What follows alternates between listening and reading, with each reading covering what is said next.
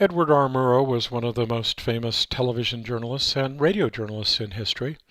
And here's a brief overview of his life and his work. This is Professor Harper, and this is History of Journalism.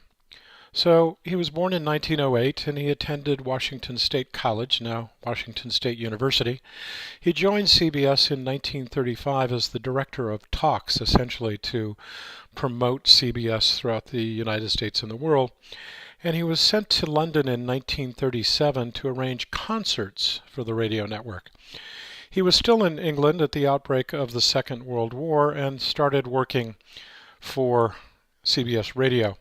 And in 1939 he started a program, This is London, very famous, where he would broadcast from the rooftops of London during the Blitz by the Germans. In 1945 he moved to mainland Europe and first was in France and later in Germany, and he entered the extermination camp at Buchenwald and broadcast a very famous radio broadcast from there, which was not objective, was not fair, and was not balanced.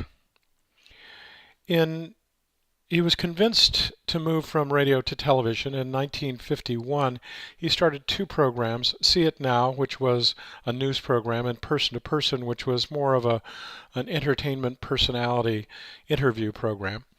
And in the thing that we look at is the Murrow versus McCarthy development, and it became increasingly clear to Murrow and to others that Joe McCarthy, the Republican senator from Wisconsin, was having a significant impact on America by his accusation that there were many communists in the U.S. government.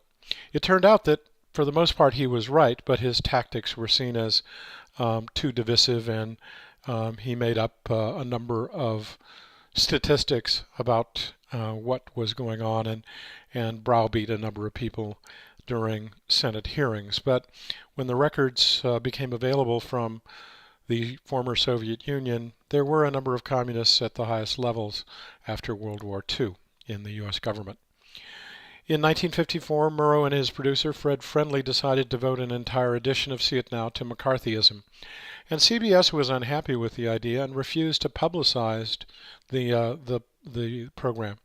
So Murrow and Friendly decided to use $1,500 of their own money to pay for ads in newspapers. On March 9th, 1954, the program See It Now dealt with McCarthyism, and during the broadcast, Murrow commented, "The line between investigating and persecuting is a very fine one, and the junior senator from Wisconsin has stepped over it repeatedly. This is no time for men who oppose Senator McCarthy's methods to keep silent. We can deny our heritage and our history, but we cannot escape responsibility for the result."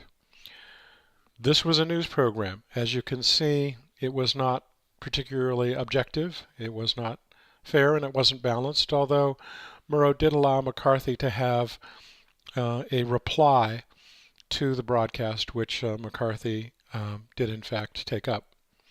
In the late 1950s, Murrow became disillusioned with television broadcasting. He disagreed with the emphasis being placed on producing entertainment programs, and he actually left in 1961 and joined the U.S. Information Agency. He suffered from lung cancer and he died in 1965. Edward R. Murrow, one of the most famous journalists in radio and television, and that's what we have for today. Thanks very much, and we'll see you online.